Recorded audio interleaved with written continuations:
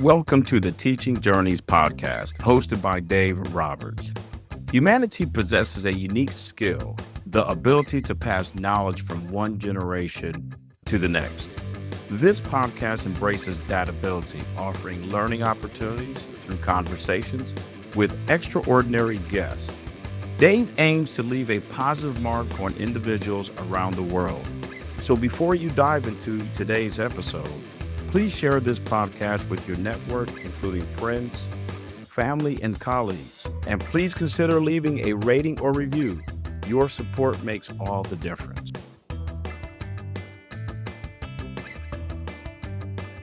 Hi, everyone, and welcome to another episode of the Teaching Journeys podcast. I'm your host, Dave Roberts, and today it is my pleasure to have as my guest Dr. Kate Lund. Dr. Kate is a clinical psychologist, keynote speaker, published author, and resilience expert dedicated to helping individuals and families thrive within their own unique context.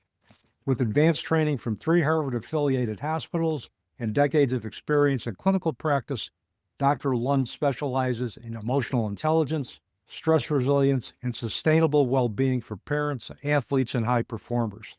She is the author of Bounce, Help Your Child Build Resilience and Thrive in School, Sports, and Life, and a recently published Step Away, The Keys to Resilient Parenting. Dr. Lund also hosts Resilient Parenting with Dr. Kate, a podcast that will be exploring the science and lived experience of resilience through conversations with parents, educators, clinicians, and leaders.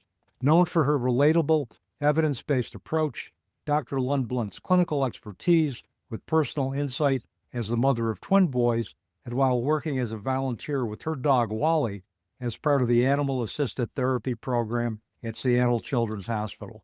Whether on stage, in session, or on the air, she empowers people to step away from overwhelm and step into clarity, connection, and confidence. Dr. Kate, welcome to the Teaching Journeys podcast. It's an absolute pleasure having you on the program today. Well, thank you so much, Dave, for having me. I'm really glad to be here. Yeah, I'm thrilled to have you as a guest contributor, and I think I found you through pure serendipity. I found you on LinkedIn. I liked what the work you were doing, especially with parents and families, which resonates close to my heart. And I felt like I just wanted to reach out and see if I could take you away from your little bit of busy schedule that you have to be a guest contributor. So I'm glad we got to this point today. Well, I'm so glad as well. So thank you for reaching out. You're welcome, and thanks for accepting. So, Dr. Kate, my first question for you is tell our audience about the experience or experiences that have shaped your life path and your life passions today. Yeah, that's a great question. And it really does go back to my early childhood when I was diagnosed with this medical condition when I was 4 called hydrocephalus. And what that meant was the cerebrospinal fluid wasn't circulating as it should, causing pressure to build up on the brain. So the good news is hydrocephalus is managed with something called a shunt. And the bad news is shunts break, particularly in childhood. So there was a lot of time in and out of the hospital, coming back to school, looking different, feeling different. I had these giant glasses and had to wear a giant helmet when I ice skated with my friends at recess. And kids at that age early on, when someone looks different, kind of is coming across as different, there was a lot of laughing, a lot of teasing, a lot of bullying and such. So I had to figure out along the way how to focus on what I could do as opposed to what I couldn't do. And I had a lot of support from my parents, teachers, parents of friends, and friends. I had that as well. And I really do believe that those early experiences shaped the direction that I wanted to go. My interests, my aptitudes kind of matched, really interested in people, wanted to understand people, make relationships with people. And so that inevitably led me to study psychology, do a lot of volunteer work in high school and college and that sort of thing, and then ultimately study psychology and end up where I am here today. Yeah, that's quite a path. And it's interesting that you mentioned you were being made fun of for looking different. That stuff still goes on today. And I think that's one of the key factors that contributes to bullying is that we've been a society historically. And I'm a firm believer that history repeats itself and not always for the better. but we're a society that still has trouble accepting individuals who are quite different from us. And if you look at it, I mean, if you look at it from a spiritual or metaphysical perspective, the body is just a shell for communicating greater messages anyway. And I look at somebody like Stephen Hawking, who's brilliant, and he communicated through AI, and he had ALS. And he was brilliant, probably one of the more brilliant thinkers of our time. But his body was simply a conduit for communicating higher knowledge. And if we could look beyond physical appearance and take a look at somebody's soul and look at what they have to offer, we might become more tolerant as a society. So, 100%. That is such an important point. And that's kind of taking it to a little bit more of the concrete. That's really an important piece of my work, helping folks that I work with to understand individual difference and appreciate individual difference. I think it's a really core aspect of helping our kids from a foundational level build resilience. It's one of the core pillars in my first book, actually, Bounds. It's this idea of how do we help kids and parents and just all of us to understand and appreciate that individual difference by looking beyond beneath the surface. speaking of resilience, and I want to get back to the other points that you made about teaching parents and children about resilience. What is your personal definition of resilience, and how has your personal experiences shaped that definition? Yeah. So my definition is quite broad, right? Resilience to me, it's a lifestyle. It's how are we integrating tools and strategies into our day to day that help us to optimize our own sense of well being so that we can show up fully across the domains of our life. And as part of that, navigate through and beyond those inevitable challenges that are going to come up. Oftentimes, folks are looking at resilience as a little bit more narrowly, but I like to look at it broadly in that way because it's so much more than just overcoming that challenge that comes up and then putting it off to the side. We want to be integrating it, internalizing this idea of resilience, living it each and every day. And that makes sense because we can talk about being resilient, but if we don't internalize it, it's going to be very difficult to to to develop the behaviors that contribute to resilience. And that's where I wanted to get back to the point you were making in your first book about teaching resilience strategies to both individual parents and children. What have been some of the internal and external obstacles you have seen that have prevented or inhibited families, parents and families from developing resilience?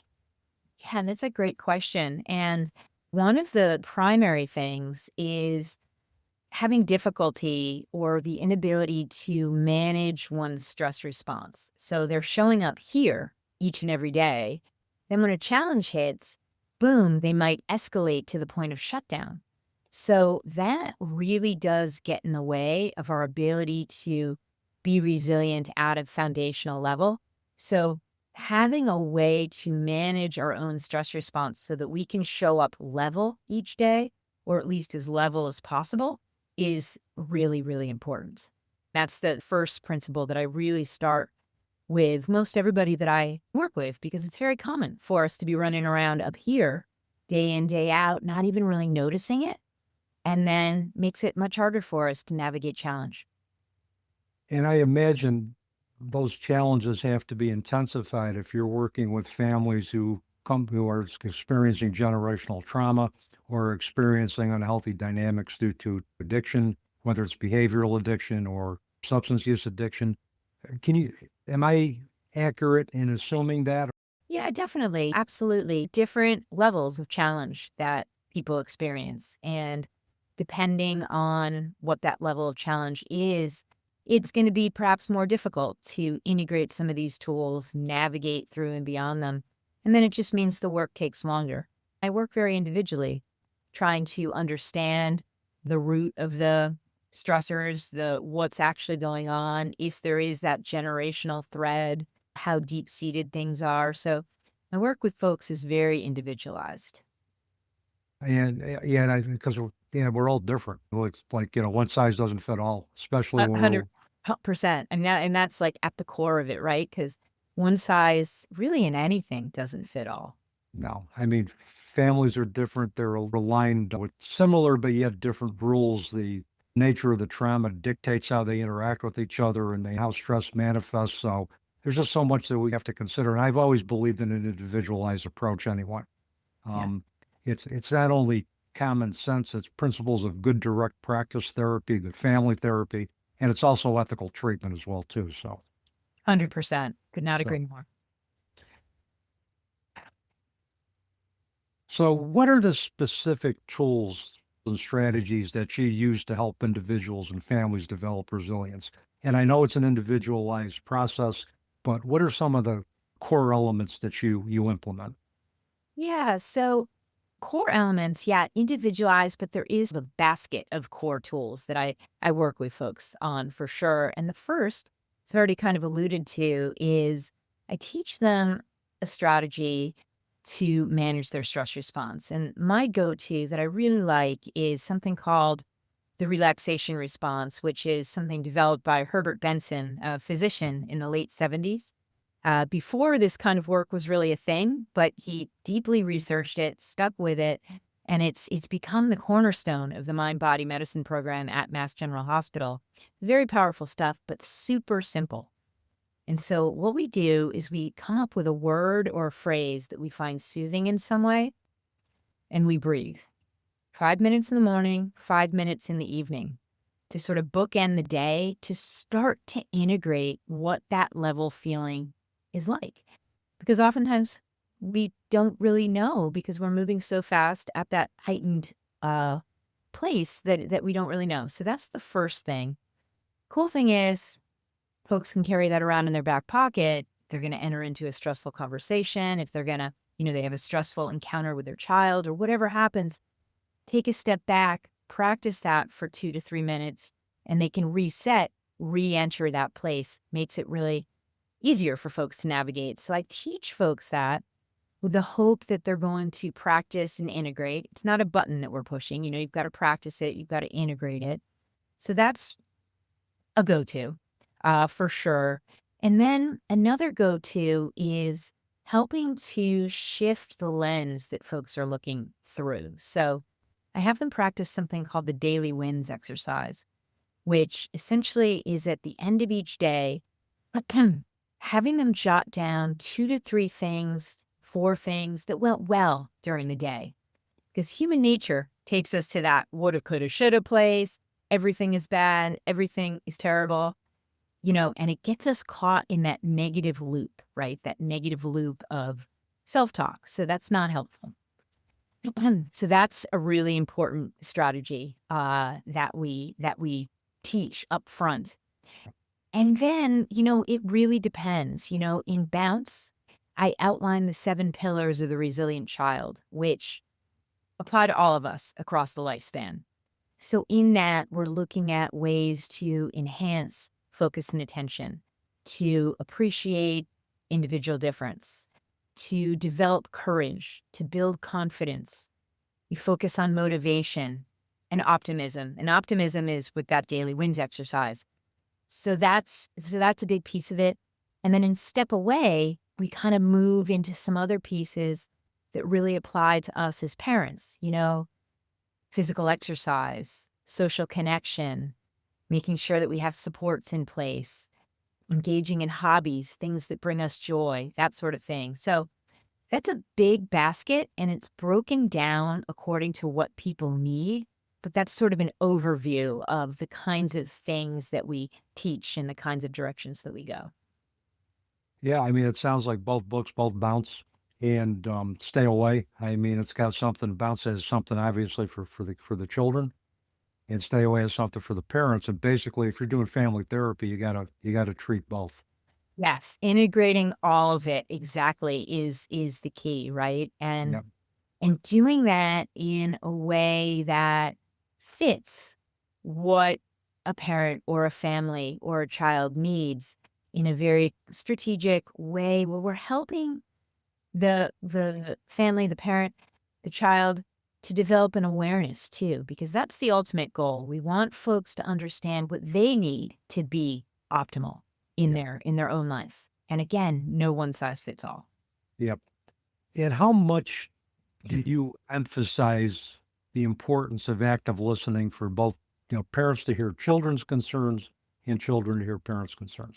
Oh, huge. It's so important, right? And that's at the core of it, really. And one thing is fostering that authentic human connection between parent and child is so, so vital. I talk a lot about that in Step Away, the keys to resilient parenting. And oftentimes that connection comes from our ability as parents to just be with our kids in time and space, without jumping in there to fix or change or lecture or whatever. We just want to be there to create that space such that our child can share what's on their mind when they're ready. And I know that sounds a bit idealized but it is really important to have time with your child each and every day, whatever that's going to look like within your own context. Because sometimes kids are out for dinner, sometimes they've got games and basketball and life is crazy, but we want to try to help folks carve out that kind of time in a way that works for them. Yeah, and I mean, in that time, it's important from my perspective that the both parent and child know that they're being heard, they're being listened to, and what they're doing matters. 100%. That is 100% true. Yes. I want to shift just for a minute. I know one of the things that you take a lot of pride in is your work with the Animal Assisted Therapy Program at Seattle Children's Hospital, particularly with Wally, your dog. So tell us about your work with Wally at the Seattle Children's Hospital. And also, can you speak to the role that animals play in facilitating the development of resilience in children and families? Of course. Yeah. I can see by my smile that I love my work with Wally, and it's a really exciting piece of what I do right now. I might even call it my favorite thing right now. I just love it. And we've been doing it for about 3 years. And I'd always wanted to train a therapy dog. And circumstances sort of aligned, and we got Wally, and he came from a breeder who breeds dogs for service, actually. A lot of his litter mates have gone down to work as actual service dogs, which is another level up. To make a long story short, I trained Wally as a certified therapy dog starting about 5 months. And we started out in assisted living facilities, kind of building a foundation because we couldn't go to children's until he was 2. You have to be 2. They want the dogs to be a little bit more mature. And so anyway, when he turned 2, we started working over there as part of the animal assisted therapy team. And it's awesome.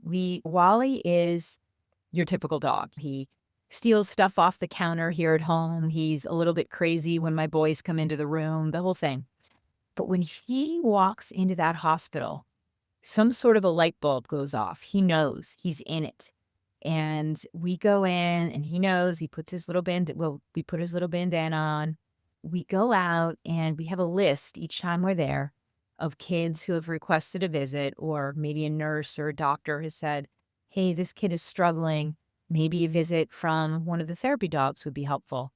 And we go around medical unit, surgical unit, cardiac unit, the cancer floor. We go everywhere, really, and visit the kids. And it's really powerful to see faces light up, shoulders drop, anxiety levels sort of seem to deflate when he walks in, when he puts his paw on the bed or on the knee of a child, all of that. It's just really, really powerful stuff. And it shows how dogs are in the moment. They're coming in without judgment. They're coming in to just be in that moment with that child, and really can take their mind off some of the scary things that they've maybe encountered earlier in the day, maybe a blood draw, maybe a scan or a test that they found really anxiety provoking. And it's really powerful, heartwarming to see the smiles come on and the shoulders soften. And it's really helpful for the parents too. Yeah, I've been an animal lover for a long time. I've always been a cat guy. I love cats, but I love dogs too. I love all of our four-leggeds. They emit unconditional love. They're non-judgmental, even having the worst day in the world.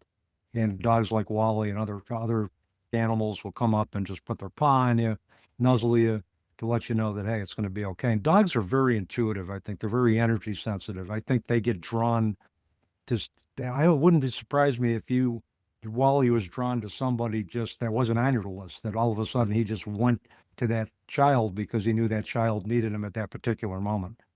100%. And I've actually got a story about that that happened just recently. We were coming onto the floor, kind of walking down the hall, heading to a certain room, and there was a young boy doing physical therapy in the hallway with his therapist, his physical therapist, really struggling, having a really, really hard time.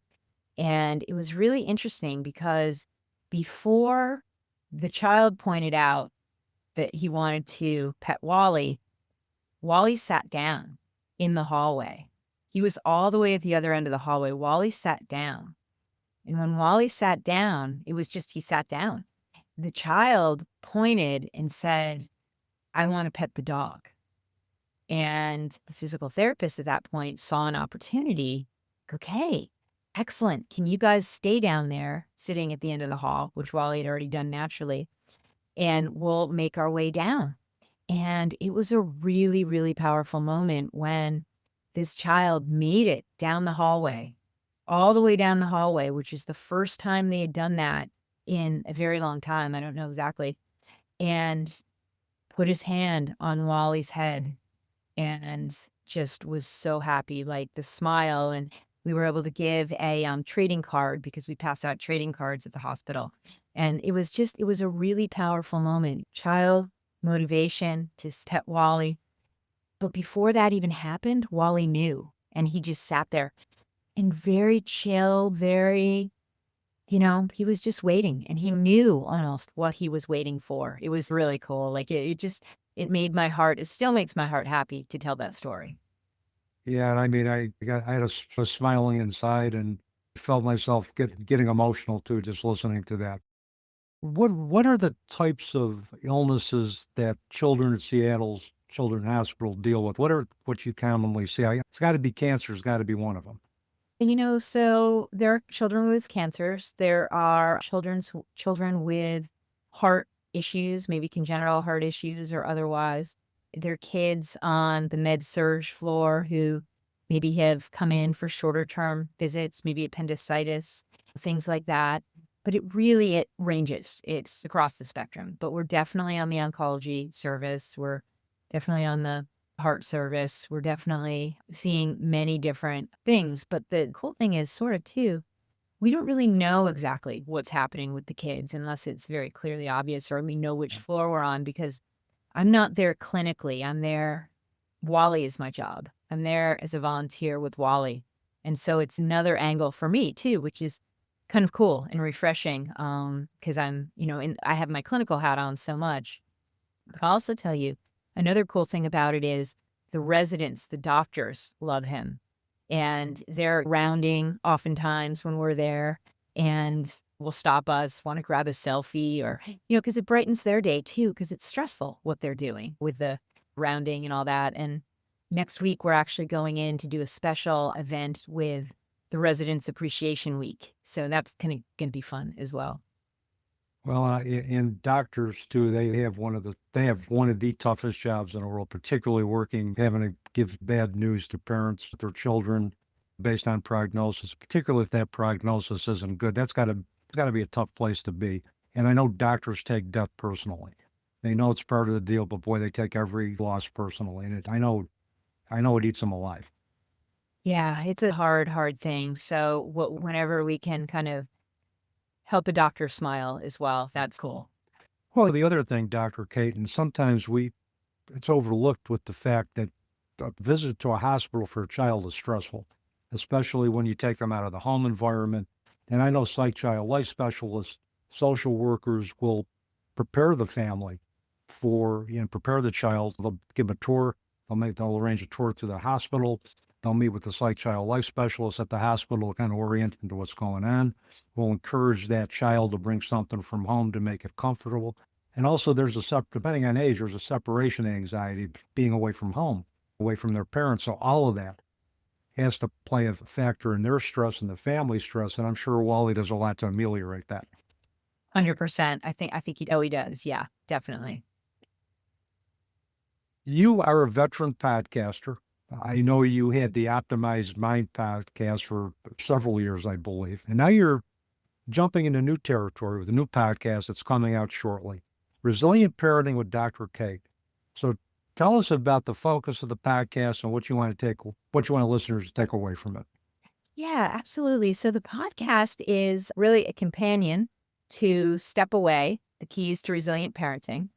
And so very excited about it. It's new project. I had the Optimized Mind for 3 years and absolutely loved it. That was amazing as well. But this is a little bit more focused on this idea of resilient parenting from the standpoint of how do we as parents optimize our own sense of well-being so that we can show up fully for our kids, for our families, help instill those same foundational skills and traits in them such that they can optimize their own sense of well-being. Again, easier said than done, for sure, a process, but that's the gist of what these conversations are on this new podcast, Resilient Parenting with Dr. Kate.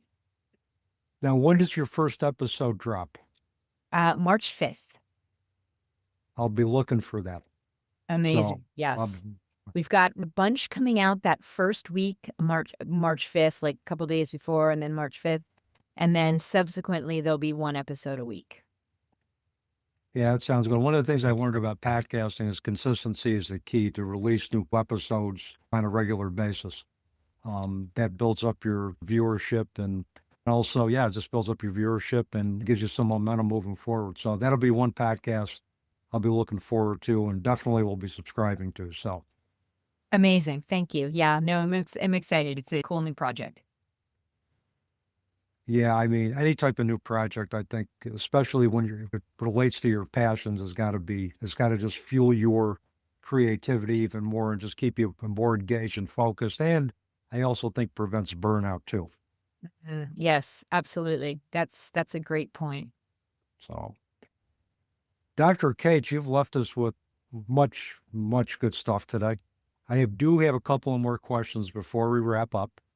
So my first question for you, if there is like one ultimate takeaway you want to leave our listeners today, what would that be? Yeah, that's such a great question. And what I would say is to always focus on the possibility on the other side of the challenge, both for yourself as a parent and for your children, because there's always possibility. I mean, I remember a quote from my favorite book on the Afterlife of Billy Fingers, is that society teaches limitation and not potential. I think if we can tell every person that crossed our path that forget the messages of the past, forget what other professors told you, I'm going to treat you as if you're capable of doing great things. That unlocks potential. 100%. Yes, exactly. If you are looking at a child, looking at somebody with the idea that they're capable of great things, yes, that unlocks so much.